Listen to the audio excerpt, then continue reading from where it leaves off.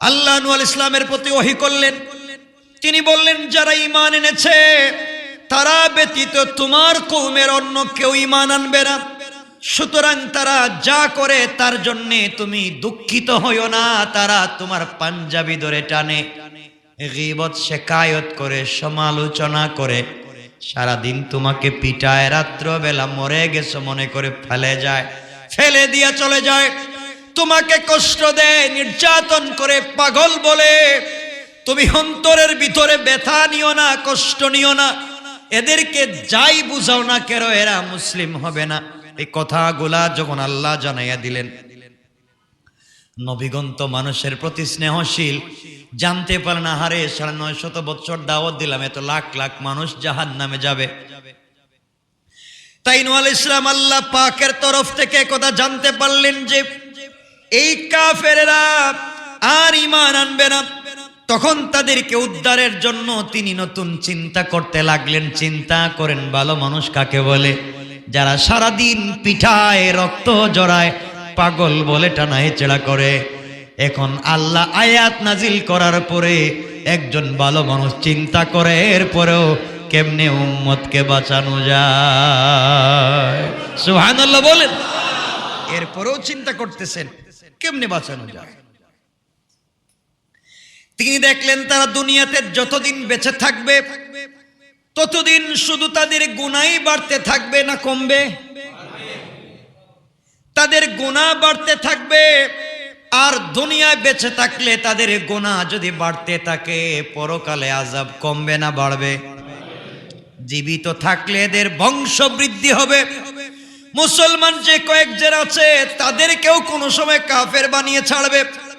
সুতরাং এই মুসলমানদেরকে আযাব থেকে মুক্ত করার জন্য, সম্পূর্ণ রক্ষা করার জন্য, কিয়ামতের দিনে কাফেরদের আযাব আর না বাড়াবার জন্য তিনি চিন্তা করতে লাগলেন কি করা যায়। তাদের দুনিয়াবী জীবনের অবসান ঘটান দরকার। তারা বেঁচে থাকলে আরো গুনাহ করবে, আরো কষ্ট দিবে, আল্লাহর রাগ বাড়বে।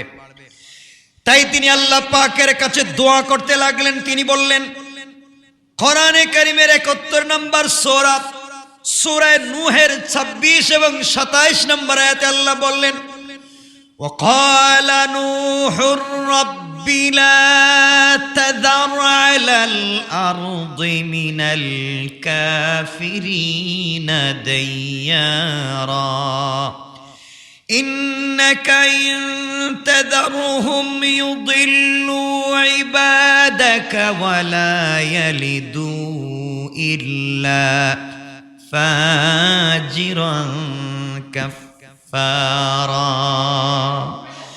রব্বি গফিরলি ওয়ালিওয়ালিদাইয়া ওয়ালিমান দাখালা বাইতিয়া মুমিনান ওয়ালিল মুমিনিনা ওয়াল মুমিনাতি ওয়ালা তাজিদিজ জালিমিনা ইল্লা তাবারা। আল্লাহু আকবার। নূহ আলাইহিস সালাম আল্লাহর কাছে বলতে লাগলেন, হে আমার পালনকর্তা, হে আমার রব, পৃথিবীতে কাফেরদের মধ্য থেকে একটি গৃহবাসীকেও তুমি ছেড়ে দিও না। তুমি তাদেরকে ছেড়ে দিলে ওরা মুসলমানদেরকে গুমরাহ বানিয়ে ছাড়বে এবং জন্ম দিতে থাকবে দুনিয়ার জমিনে শুধু গুনাহগার আর কাফের। দুনিয়ার জমিনটাকে নষ্ট করে ফেলবে, শুধু গুনাহগার আর কাফের জন্ম দিবে আর মুসলমানদেরকে খতম করে ফেলবে। হে আমার পালনকর্তা, হে আমার রব, তুমি ক্ষমা করো আমাকে, আমার পিতা মাতাকে এবং যারা মুমিন হয়ে আমার গৃহে প্রবেশ করে তাদেরকে, এবং মুমিন পুরুষ এবং নারীদেরকে, যারা জালেমদের শুধুই ধ্বংস বৃদ্ধি করে দেয়। আয় আল্লাহ তাআলা, তুমি আমাদেরকে ক্ষমা করে দাও, আমাদের মা বাপকে ক্ষমা করে দাও, আর জালেম যারা আছে এদের ধ্বংস বৃদ্ধি করে দাও। দোয়াটা করলেন কে? নূহ আলাইহিস সালাম। কে? একজন মানুষ ৯৫০ বছর দাওয়াত দিচ্ছেন, কষার প্রতিদিন মাইর খাইছেন। এমন উম্মতের দরদি নবী যখন আল্লাহর কাছে দোয়া করেছেন, আল্লাহ দোয়া ফিরিয়ে দিতে পারলেন না। আল্লাহ বললেন মনজুর। আল্লাহু আকবার। ও নূহ তোমার দোয়াকে আমি মঞ্জুর করে নিলাম, কাফেরদেরকে ধ্বংস করে ফেলবো, তাদের ধ্বংস অনিবার্য। এই ধ্বংস সাধনের জন্য আল্লাহ পাক সারা দুনিয়া ব্যাপী পৃথিবীর মানুষগুলাকে উপলব্ধি করাবার জন্য আল্লাহর আযাব গজব কেমন হয়, আল্লাহ যদি রাগ করে ফেলেন কতটুকুন রাগ করতে পারেন বোঝাবার জন্য গোটা দুনিয়া ব্যাপী প্লাবন দিয়ে দিলেন। গোটা দুনিয়া ব্যাপী প্লাবনের কথা, বন্যার কথা জানিয়ে নূহ আলাইহিস সালামকে একটা কিস্তি বানাতে বললেন। কি বানাতে মানে কি সবাই বলেন, আরেকটু বলেন। ঠিক আছে, মুমিনদেরকে বললেন, তিনি বলে দিলেন তোমরা নৌকা তৈরি করো, কিস্তি বানাও। হযরত নূহ আলাইহিস সালাম বলতে লাগলেন, আল্লাহ তাআলা আমি কোথায় নৌকা বানাবো, কাঠ কোথায়, আর এই মরুভূমিতে নৌকা দিয়া লাভ কি? জীবনে যেখানে পানি আসে না, পানির জন্য আমরা হাহাকার করি, তাও বলতেছেন মরুভূমিতে নৌকা। আল্লাহ তাআলা বললেন বানাও, নির্দেশগুলো এভাবে আসলো, ওয়াসনাইল ফুলকা বিআয়ুনিনা ওয়া ওয়াহয়িনা ওয়ালা তুখাতিবনি ফিল্লাযীনা যালামু ইন্নাহুম মুগরাকুন। আল্লাহু আকবার। আল্লাহ রাব্বুল ইজ্জত ওয়াল জালাল বললেন তুমি আমার তত্ত্বাবধানে এবং আমার ওহী অনুযায়ী নৌকা তৈরি করো। নৌকা বানাতে বলছেন কারে? কার তত্ত্বাবধানে? কার? সবাই বলেন। নৌকা বানাতে মিস্ত্রি বলতেছে নূহকে, তত্ত্বাবধান করবেন কে? চিন্তা করবেন। তিনি বললেন নৌকা তৈরি করা আমার তত্ত্বাবধানে, যারা সীমালঙ্ঘন করেছে তাদের ব্যাপারে তুমি আমাকে কিছু আর বইলো না। সুবহানাল্লাহ বলেন। যখন নৌকা বানানো হবে তোমার দরদ লাগবে, ওদেরকে পিটামো, তুমি কিছু বইলো না, কারণ তুমি তো উম্মতের দরদি নবী। তোমার সামনে যখন উম্মত গুলাকে কষ্ট পেতে দেখবা, তুমি আবার হাত উঠাইয়া দিবা। আগে বলে দিলাম হাত উঠাইয়া লাভ নাই, কারণ আমি আল্লাহর রাগ যার উপরে উঠে যায়, সারা পৃথিবী তার পক্ষে থাকলে আমি যদি তার বিপক্ষে চলে যাই, কেউ তাকে বাঁচাতে পারবে না। ঠিক কিনা বলেন? আজকে যারা জালেম দুনিয়ার জমিনে জুলুম করছে, তাদের ক্ষমতা থাকতে পারে, আল্লাহ যদি তাদের বিরুদ্ধে চলে যায়, গোটা দুনিয়ার ক্ষমতা তাদেরকে বাঁচায় রাখতে পারবে ইনশাআল্লাহ। এজন্য আমার মুসলমান বন্ধুগণ, 11 নম্বর সূরা হুদের 37 নম্বর আয়াতে আল্লাহ বলে দিলেন তুমি আমার তত্ত্বাবধানে আমার ওহী অনুযায়ী তুমি নৌকা নির্মাণ করো, যারা সীমা লঙ্ঘন করেছে তাদের ব্যাপারে তুমি আমাকে কিছু বইলো না। নূহ আলাইহিস সালাম নৌকা বানাতে লাগলেন। আল্লাহকে বলেন আল্লাহ নৌকা কয়তলা বানাবো? আল্লাহ বলেন 3 তালা। কয়তলা? জীবনে বানাই নাই, নৌকাও দেখি নাই, তাও মরুভূমি এলাকা, ওর 3 তালা নৌকা বানাও। আমার বন্ধুগণ, হযরত নূহ আলাইহিস সালাম নৌকা বানাতে লাগলেন। কে বানাচ্ছেন নৌকা? তার কওম, তার জাতি, তার গ্রাম, তার শহরের মানুষ যারা আশেপাশে নূহ আলাইহিস সালামকে 950 বছর দেখছে। কয়শো বছর? 950 বছর দেখছে। একটা মানুষকে সারাদিন পিটাইছে, তাও কোনোদিন জবাব দেয় নাই। এমন একটা মানুষ এখন নৌকা বানাচ্ছে, দেখবেন আপনি 1000 ভালো কাজ করেন, আপনার প্রশংসা করবার লোক আপনি পাবেন না। আর আপনার যদি পান থেকে চুন পড়ে যায়, সমালোচকের অভাব নাই। ঠিক কিনা বলেন? জালেম জানোয়ার যারা অল্পতে বিপদকামী হয়ে যায়। আমার কথা তো বুঝেন আপনারা মোটামুটি নাকি? এতটুকুন বুঝলে চলবে। নূহ আলাইহিস সালাম নৌকা বানাতে লাগলেন, তার জাতি বিদ্রুপ করতে লাগলো। এই কথাকে আল্লাহ রাব্বুল ইজ্জত ওয়াল জালাল জানাইয়া দিলেন কোরআনে কারীমের সূরা হুদ 11 নম্বর সূরা 38 নম্বর আয়াতে আল্লাহ জানাইয়া দিলেন ওয়ায়াসনাউল ফুলকা ওয়া কুল্লামা মাররা আলাইহি মালাউম মিন কওমিহি সাখিরু মিনহু ক্বালা ইন তাসখারু মিন্না فإنا نسخر منكم كما تسخرون। আল্লাহ রাব্বুল ইজ্জতুল জালাল বললেন, সে নৌকা নির্মাণ করতে লাগলো এবং যখনই তার কওমের প্রধানেরা তার কাছ দিয়ে অতিক্রম করতে লাগলো, তারা উপহাস করতে লাগলো। নূহ বলতো তোমরা যদি আমাদেরকে উপহাস করো তবে আমরাও তোমাদেরকে সেই রূপ উপহাস করব যেই রূপ তোমরা আমাদেরকে উপহাস করছো।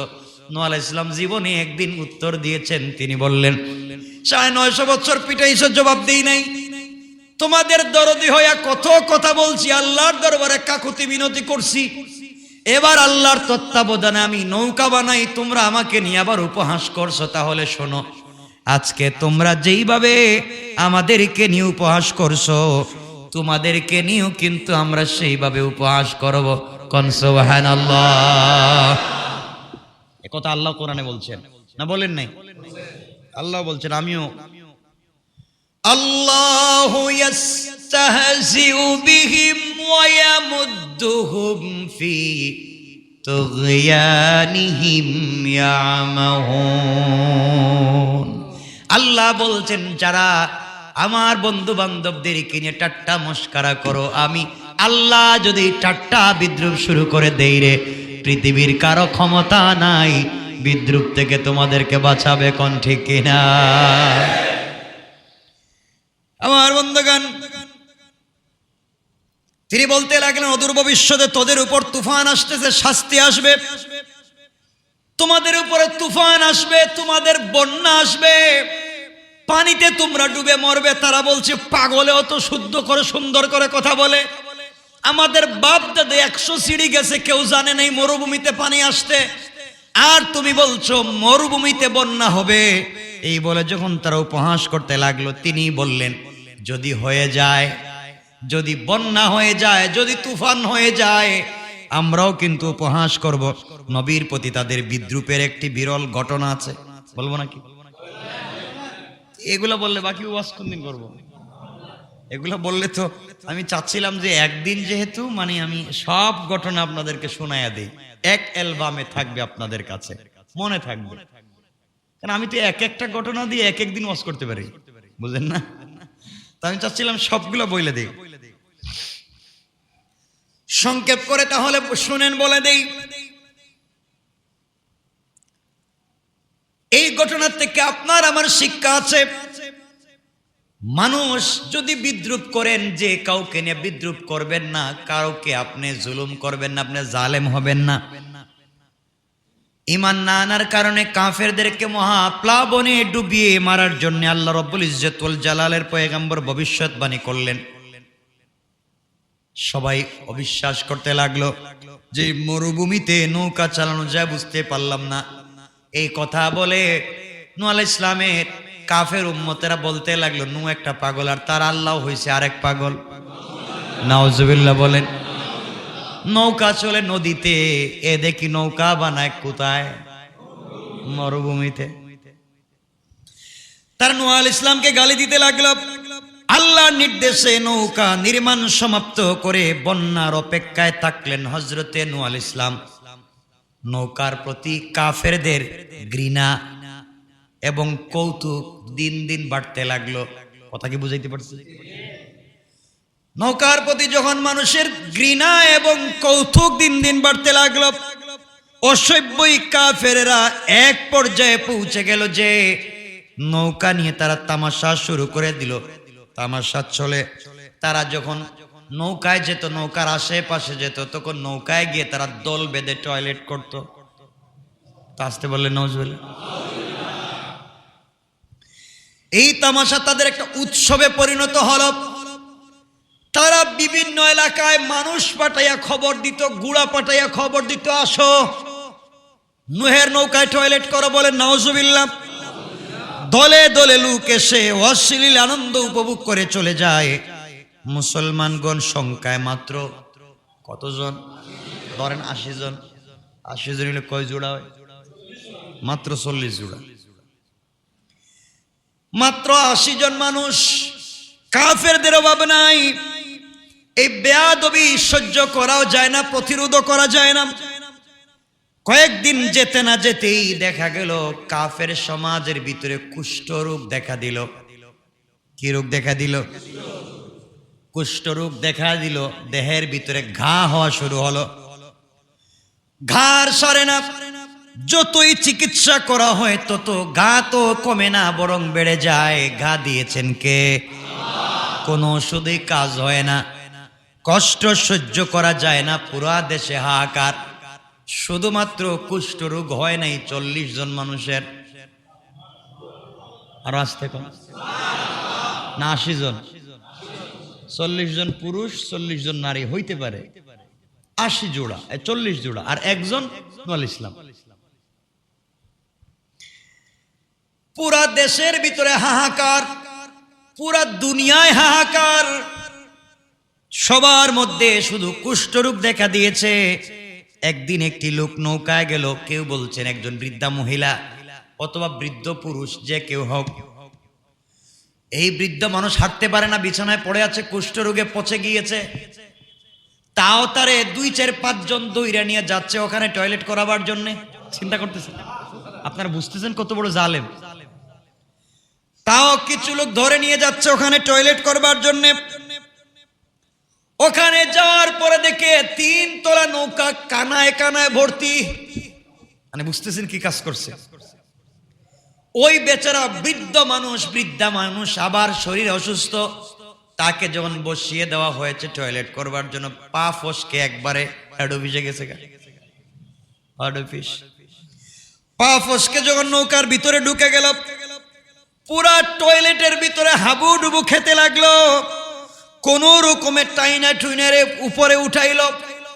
সবাই উঠাইয়া যখন তারপর বাড়িতে নিয়ে তার গা থেকে ধুয়ে মুছে সবকিছু পরিষ্কার করে দিল, পরিষ্কার পরে দেখে তার শরীরে আর কুষ্ঠরোগ না। আসতে বললেন? যে রোগের চিকিৎসা দুনিয়ার জমিনে নাই, সে রোগ সারা শরীরকে খেয়ে ফেলেছে। সে রোগ এখন দূর হয়ে গেছে, বেচারা সম্পূর্ণ সুস্থ। সকাল বেলায় প্রতিবেশীরা তাকে দেখতেছে, সব থেকে বেশি অসুস্থ ছিল, সে সুস্থ হয়ে গেল। জিজ্ঞাসা করলো কোন ঔষধ ব্যবহার করলে, কোন মেডিসিন ব্যবহার করলে সুস্থ হলে? সে বলল আসলে মেডিসিন না, পা ফসকে পড়ে গেছিলাম, পা ফসকে নৌকার ভিতরে পড়ছিলাম, হেই বরকতের টেলায় সুস্থ। এখন সবাই মনে করছে তাইলে আরেকটু দেখা যাক, আরেকজন রে নিয়ে গেছে, এমন অসুস্থ ভিতরে ঢুকাইছে, আবার বাইর করছে। চিন্তা করতেছেন? ওই যে নুরুল ইসলাম বলছিলেন আমরা হাসবো, মনে আছে আপনাদের? নুরুল ইসলাম বলছিলেন কি আমরা উপহাস করব? এই যে আরম্ভ হয়ে গেল। এজন্য যে কাউকে নিয়ে উপহাস করতে যায়েন না। একজন 1000 ভালো কাজ করার পর একটা খারাপ কাজ হয়তো করেছে, তাকে উপহাস করবেন না। সে যদি মাসলুম হয়ে যায়, আল্লাহ আপনাকে উপহাসের পাত্র বানায়া দিবেন। ঠিক মনে রাখবেন। যখন এই লোকটাও সুস্থ হয়ে গেল, পুরা দেশের মানুষ বালতি নিয়া, প্লেট নিয়া, জগ নিয়া, ডেগ নিয়া, যা পায় তা নিয়ে দৌড়ায়। কই যায়? নৌকায় যায়। নৌকায় যায়, এতদিন তারা যায় এখানে জমা করছিল, তা বরকত মনে করে বাড়িতে নিয়ে আসে। মাথা থেকে পা পর্যন্ত মালিশ করতে লাগে। যারাই শরীরে লাগায় তারাই সুস্থ হয়ে যায়। কৌশল করছেন কে?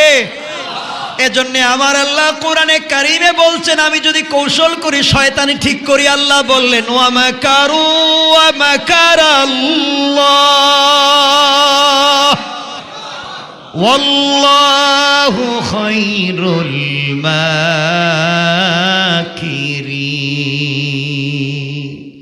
আমি যখন কৌশল শুরু করব, তোমরা জানো না কি করতে পারি। আমার কৌশল তো তোমাদের চাইতে আরো বড়। এখন সবাই আনতে লাগলো নিজের বাড়িতে।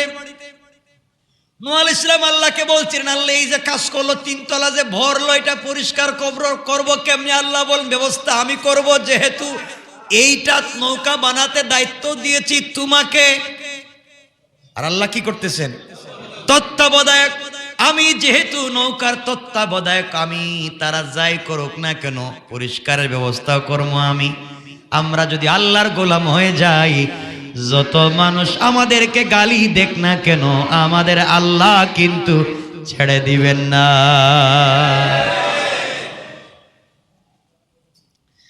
আমার বন্ধুগণ, এক পর্যায়ে কাফেরদের এলাকায় এই টয়লেট নিয়ে কাড়াকাড়ি শুরু হলো, মারামারি শুরু হলো, মানুষ আহত হতে লাগলো। কে কাঠটা নিবে? এই মারামারি করতে করতে এক পর্যায়ে 3 তলা পরিষ্কার, এরপরে দেখা যায় আর কোনো টয়লেট নাই। এক পর্যায়ে তারা পানি দিয়ে ধুইতে লাগলো, ধুইয়া পানি নিয়ে যায়, পানি দিয়ে নৌকা এমন পরিষ্কার করছে। নূহ আলাইহিস সালাম নৌকা তৈরি করার পরে কিন্তু তিনি পরিষ্কার করেন না, এখন একবারই পরিষ্কার হয়ে গেছে। সুবহানাল্লাহ বলে, ধোয়া মোছার কাজ করে ফেলল।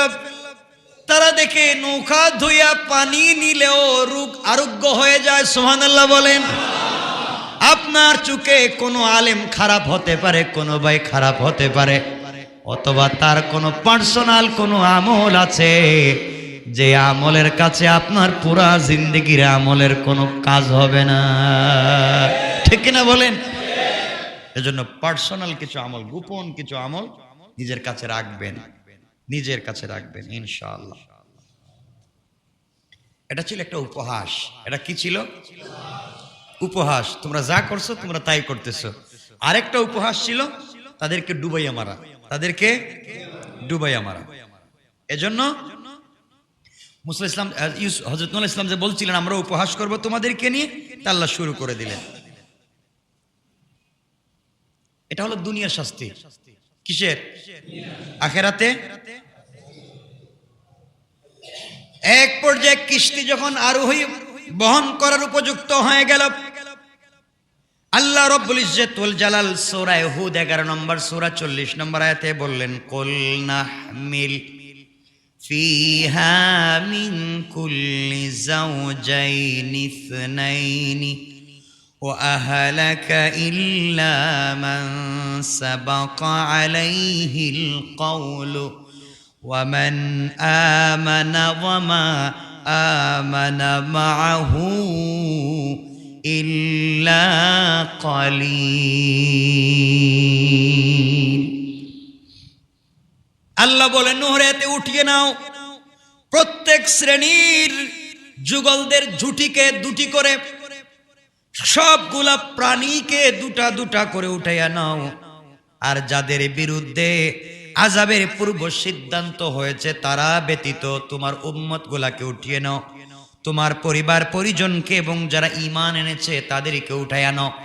নৌকার ভিতরে নারী উঠাতে লাগলেন, পুরুষ উঠাতে লাগলেন, পশু পাখি উঠাতে লাগলেন জোড়ায় জোড়ায়। কি কেমনে? ওখানে কুত্তাও ছিল, কুকুর ছিল না? না থাকলে এখন আইলো কোত্থেকে? পৃথিবীর সকল প্রাণী জোড়ায় জোড়ায় ছিল, সব সৃষ্টি জোড়ায় জোড়ায় ছিল। নির্দেশ অনুযায়ী নূহ আলাইহিস সালাম কিস্তিতে আরোহণ করতে লাগলেন, সবকিছুকে উঠাতে লাগলেন। ইতিহাস থেকে জানা যায়, যেটা বলছিলাম, নৌকা যখন 3 তলা, মহিলারা ছিল 3য় তলায়, 2য় তলায় আরোহণ করলো পুরুষগণ, নিচ তলায় বরাদ্দ ছিল জীবজন্তু। আল্লাহ পাকের কুদরতে হিংস্র প্রাণী দেখা যায়, সিংহ, বাঘ, হরিণ একই জায়গায়, শিয়াল, মুরগ একই জায়গায় আছে, কেউ কাউকে আঘাত করে না। সুবহানাল্লাহ বলেন। তুফান শুরু হয়ে গেল, মাটির নিচ থেকে পানি উঠতে লাগলো, আকাশ থেকে স্রোতের মতো বৃষ্টি পড়তে লাগলো। মুহূর্তেই গোটা পৃথিবী পানিতে ভরিয়ে গেল। পৃথিবীর সর্বোচ্চ পাহাড়ের চূড়াটিও পর্যন্ত ডুবতে বাকি ছিল না, সব পানিতে ডুবে গেল। চারিদিকে শুধু পানি আর পানি, পানিতে ডুবে গুনাহগার কাফের সহ সকল প্রাণী যখন মারা যেতে লাগলো, শুধু বেঁচে গেলেন যারা কিস্তিতে আরোহণ করলেন। 40 জোড়া মানুষ আর কিছু জীবজন্তু। অতই পানিতে কিস্তি যখন ভাসতে লাগলো, ভাসতে ভাসতে 40 দিন অতিক্রান্ত হয়ে গেল। অতঃপর পানি শুকাতে লাগলো, পাহাড় সমূহ জেগে উঠল। একটি পাহাড়ের নাম ছিল জুদি পাহাড়। সেই পাহাড়ে নূহ আলাইহিস সালামের কিস্তি ভিড়ে গেল। আল্লাহ পাক ইরশাদ করলেন, ওয়াকিলা ইয়া আরদু বুলঈ মাআকি ওয়া ইয়া সামাউ আলকিঈ ওয়া ইয়া সামাউ আলকিঈ وغيض الماء وقضي الأمر واستوت على الجودي وقيل بعدا للقوم الظالمين।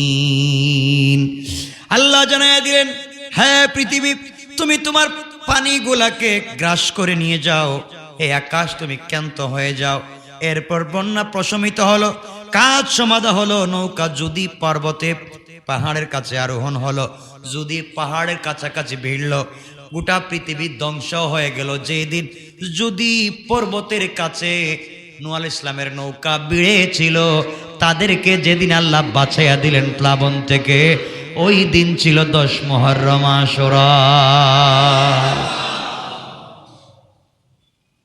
কথা কি বুঝতে পেরেছেন আমার?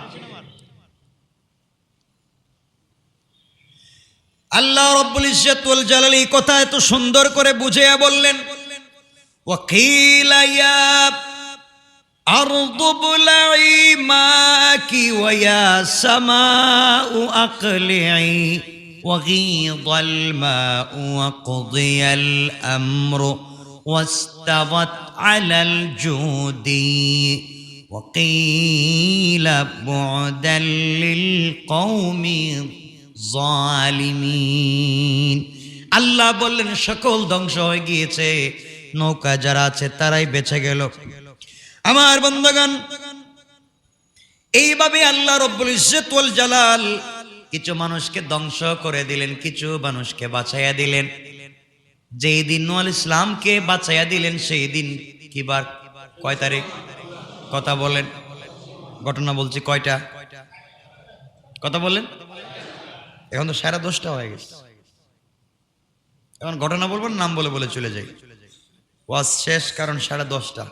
আমার তো আরো কিছু কথা বলার উচিত ছিল না। আল্লাহ রাব্বুল ইজ্জত ওয়াল জালাল কোরআনে কারীমের 29 নম্বর সূরা, সূরা আনকাবুতের 15 নম্বর আয়াতে আল্লাহ বললেন, ফানজাইনাহু ওয়া আসহাবাস সাফিনাতি ওয়া জাআলনাহা আয়াতাল লিল আলামিন। আল্লাহ বলেন, আমি তাকে অর্থাৎ নূহকে এবং তার কিস্তিতে যারা আরোহণ করেছে তাদেরকে রক্ষা করলাম। বিশ্বজগতের জন্য এই কিস্তিকে করলাম একটি নমুনা, যেন পৃথিবীর মানুষ তা থেকে শিক্ষা নিতে পারে। কোন সুবহানাল্লাহ। আমরা শিক্ষা নিতে পেরেছি তো ইনশাআল্লাহ? আচ্ছা, ওই দিন মারা গিয়েছিল নূহ আলাইহিস সালামের ছেলেও, কিন্তু এগুলো আমরা নিচ্ছি না, এগুলাতে যাচ্ছি না। 5 নাম্বার বিষয় হলো, নমরুদ ইব্রাহিম আলাইহিস সালামকে আগুনে ফেলে দিয়েছিল। যেই দিন ইব্রাহিম আলাইহিস সালামকে নমরুদের আগুন থেকে বের করে বাঁচাইয়া দিলেন, ওই দিনও ছিল 10 মুহররম আশুরা। কত বড় কষ্ট থেকে বাঁচাইয়া দিলেন, মনে থাকবে তো? কয়টা বললাম? ইব্রাহিম আলাইহিস সালামকে কেমনে আগুনে ফেলা হলো, কেমনে তাকে কষ্ট দেওয়া হলো, মুশরিকরা কেন তাকে মারতে গেল, আগুনে ফেলতে গেল, ইব্রাহিম অগ্নিকুণ্ডলিতে কেমনে থাকলেন, তার কাপড় পুড়ল না, তার শরীর পুড়ল না, জান্নাতে পোশাক তিনি কেমনে পেলেন, এই পোশাকটা শেষ পর্যন্ত ইয়াকুবের কাছে কেমনে গেল, ইয়াকুব থেকে পোশাকটা হযরতে ইউসুফ আলাইহিস সালামের কাছে কেমনে গেল, ইউসুফকে তার ভাইয়েরা যখন উলঙ্গ করে একটা গর্তে ফেলে দিয়েছিল, ওই সময় তার ওই পোশাকটা, ইব্রাহিমকে দেওয়া পোশাকটা ইউসুফ আলাইহিস সালাম পরেছিলেন। সুবহানাল্লাহ। এটা তো অনেক লম্বা কথা, তো এগুলা তো বলতে বলতেই শেষ হয়ে যাবে। তাইলে 5 নম্বর ঘটনা হচ্ছে, ইব্রাহিম আলাইহিস সালামকে আগুন থেকে উদ্ধার যেদিন হয়েছিলেন, সেদিন কয় তারিখ ছিল? মুসা আলাইহিস সালাতু ওয়াস সালাম আল্লাহর সাথে যেদিন কথা বলেছিলেন প্রথম, এই দিনও ছিল 10 মুহররম আশুরা। এখানে তো অনেক লম্বা কথা, মুসা কেমনে কথা বললেন। মুসা আলাইহিস সালাতু ওয়াস সালামকে যখন আল্লাহ তাওরাত দিলেন ওই দিনও ছিল 10 মুহররম আশুরা। কয়টা বললাম? কি বল? 6টা 7টা। মুসা আলাইহিস সালামকে নবুয়ত দিলেন একটা ঘটনা, তাওরাত দিলেন আর একটা ঘটনা। মুসা আলাইহিস সালাম আল্লাহর সাথে কথা বললেন 10 মুহররম। মুসা আলাইহিস সালামকে আল্লাহ কিতাব দিলেন 10 মুহররম। কয়টা বলছি? 7টা। আরো অনেক কথা আছে, এগুলা সব বলতে গেলে আজকে তো নাম বলে বলে যাচ্ছি, আর ওয়াজ করা সম্ভব না। 8 নম্বর ঘটনা হলো ইউনূস আলাইহিস সালাম মাছের পেট থেকে যেদিন রক্ষা পেলেন ওই দিনও ছিল 10 মুহররম আশুরা। আপনারা কি চান? আর এই দিনটা আপনারা বানাইছেন কি? এরপরে হচ্ছে ইউনূস আলাইহিস সালামের এই ঘটনাটা অনেক করুণ এবং অনেক শিক্ষণীয়। হযরতে মুসা আলাইহিস সালাতু ওয়াস সালাম যেদিন দরিয়া পার হয়ে গিয়েছিলেন ফেরাউন থেকে, যেই দিন ওই দিন ছিল 10 মুহররম। কয়টা বললাম? কয়টা? 9টা। 10 নম্বর ঘটনা হলো ফেরাউনকে তো ধ্বংস করলেন আল্লাহ। 10 নম্বর হযরতে দাউদ আলাইহিস সালামকে আল্লাহ যখন রাজত্ব দিয়েছিলেন, যেই দিন রাজত্ব পাইলেন কে? দাউদ। এই দিনও ছিল 10 মুহররম আশুরা। কিন্তু দাউদের রাজত্ব পাওয়ার একটা বিশাল ঘটনা আছে, যুদ্ধ আছে। কয়টা বললাম? 11 নম্বর হলো হযরতে দাউদ আলাইহিস সালামের ছেলে হযরতে সুলাইমান আলাইহিস সালাম হারানো রাজ্য যেদিন ফিরে পেয়েছিলেন, এই দিনও ছিল 10 মুহররম আশুরা। এই দিনের কত দাম, আর আপনারা এই দিনরে মানাইছেন নাকি? আচ্ছা, 12 নম্বর হচ্ছে ঈসা আলাইহিস সালাম চতুর্থ আসমানে যেদিন উঠে গিয়েছিলেন ওই দিনও ছিল 10 মুহররম আশুরা। কয়টা বলছি? 13 নম্বর হচ্ছে হযরতে ঈসা আলাইহিস সালামকে যেদিন আল্লাহ কিতাব দিয়েছিলেন ইনজিল, ওই দিনও ছিল 10 মুহররম আশুরা। 14 নম্বর ঘটনা হচ্ছে আইয়ুব আলাইহিস সালামকে দীর্ঘদিন অসুস্থ থাকবার পরে যেদিন সুস্থ করেছিলেন ওই দিনও ছিল 10 মুহররম আশুরা। 15 নম্বর ঘটনা হচ্ছে ইয়াকুব আলাইহিস সালামের ছেলে হযরত ইউসুফ আলাইহিস সালাম যখন হারিয়ে গিয়েছিলেন, যেদিন তিনি আবার বাবার কাছে ফিরে গিয়েছিলেন ওই দিন ছিল 10 মুহররম আশুরা। কি ঘটনাগুলা! ইউসুফ আলাইহিস সালামের এই ঘটনা তো আপনারা জানেনই, এবং এটা হৃদয় বিদারক একটা ঘটনা। কয়টা বলছি? 16 নম্বর ঘটনা হচ্ছে এই পৃথিবী আল্লাহ যেদিন সৃষ্টি করেছেন এই দিনও ছিল 10 মুহররম আশুরা। পৃথিবী কয়টা বলছি? 17 নম্বর হচ্ছে এই পৃথিবীতে যেদিন প্রথম বৃষ্টিপাত হয় এই দিনও ছিল 10 মুহররম আশুরা। 18 নম্বর হচ্ছে এই পৃথিবীতে যেদিন কিয়ামত সংগঠিত হবে ওই দিন 10 মুহররম। শেষ ঘটনা 19 নম্বর। কোন নম্বর? হযরতে হুসাইন রাদিয়াল্লাহু তাআলা আনহুকে কারবালার প্রান্তরে যেদিন শহীদ করা হয়েছিল ওই দিনও ছিল 10 মুহররম আশুরা। এত এত এত এত ঘটনার কারণে এই দিনের দাম অনেক অনেক অনেক গুণ বেশি। যে কোনো কারণে এই দিনের দাম বেড়ে যায়নি। সুতরাং এই দিনে আমরা রোজা রাখবো ইনশাআল্লাহ। আল্লাহ আমাদেরকে কবুল করুক। এই যে 19টা, আরেকটা বর্ণনায় পাওয়া যায় 20টা। তো এগুলা যদি এক একটা বর্ণনা করি তো এক এক দিনের দরকার, শুধু নাম বলে দিলাম। এতগুলা ঘটনার কারণে 10 মুহররমের দাম অনেক বেশি। আমরা এই দিনকে অনেক বেশি গুরুত্ব দিব তো ইনশাআল্লাহ। রোজা রাখবো তো ইনশাআল্লাহ। মা বোনদেরকে বলবেন, মায়েরা বোনেরা যারা এসছেন আপনারাও ওই দিন রোজা রাখবেন। আগের দিন বা পরের দিন মিলিয়ে রাখবেন। আমরা সবাই এই দিন রোজা রাখবো, যেহেতু আমাদের নবী রেখেছেন, সাহাবায়ে কেরাম রেখেছেন, আমরা রোজা রাখবো। আমরা ভালো কাজ করব, পরিবারের সাথে ভালো ব্যবহার করব, স্বামী স্ত্রীর সাথে উত্তম আচরণ করব, সন্তানদেরকে দ্বীনের তালিম দেব। সন্তানদেরকে ভালো মানুষ হিসেবে তৈরি করব।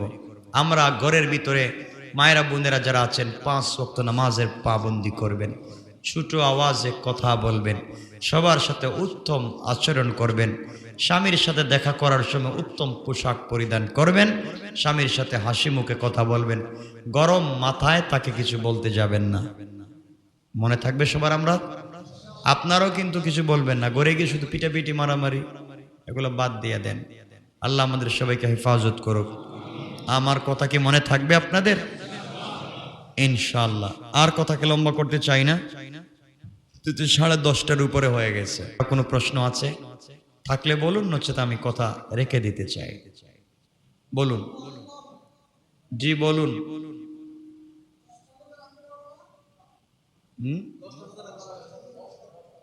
সারা মাস রাখেন, সারা মাস রাখেন, আপত্তি নেই। 13, 14, 15 রাখলে উত্তম, সারা মাস রাখলে উত্তম, 10 মুহররম রাখলেও ভালো, আলহামদুলিল্লাহ। যতভাবে পারেন আপনি রাখবেন, রাখতে থাকেন। ওয়ালাইকুম সালাম।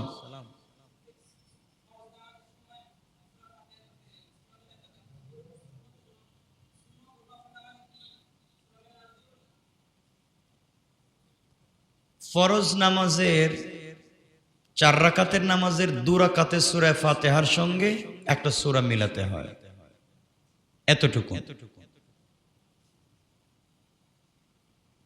শেষ 2 রাকাতে ফরজের কোনো সূরা মিলাতে হয় না। নামাজটা যদি সুন্নত হয়, যেমন যোহরের সুন্নত, ইশার সুন্নত 4 রাকাত, অবশ্যই আপনি 4 রাকাতে সূরা ফাতিহার সঙ্গে সূরা মিলাবেন। এটাই হচ্ছে উত্তম সুন্নাহ। মিলাবেন না, মিলালে তো নামাজ তো পড়তেছি আল্লাহকে খুশি করবার জন্য, একটা সূরা বেশি পড়লাম, সব তো বেশি পাইলাম। কেউ যদি না জানে তার ব্যাপারে খেয়াল থাকতে পারে, কিন্তু যিনি জানে অবশ্যই বেশি করে পড়বে। নামাজের তেলাওয়াত তো অনেক মজার, বেশি পড়বে ইনশাআল্লাহ।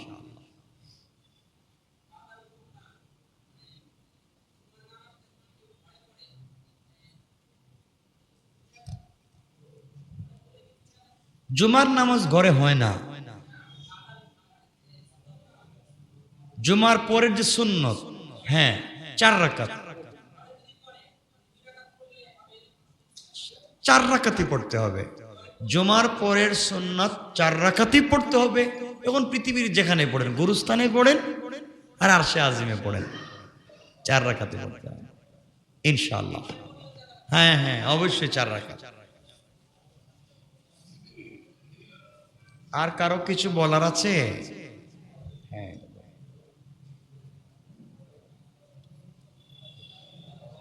আমি দোয়া করে নেব আমার জন্য। আপনারা দিল থেকে একটু দোয়া করবেন, আল্লাহ যেন বিপদ আপদ থেকে বাঁচায় রাখে।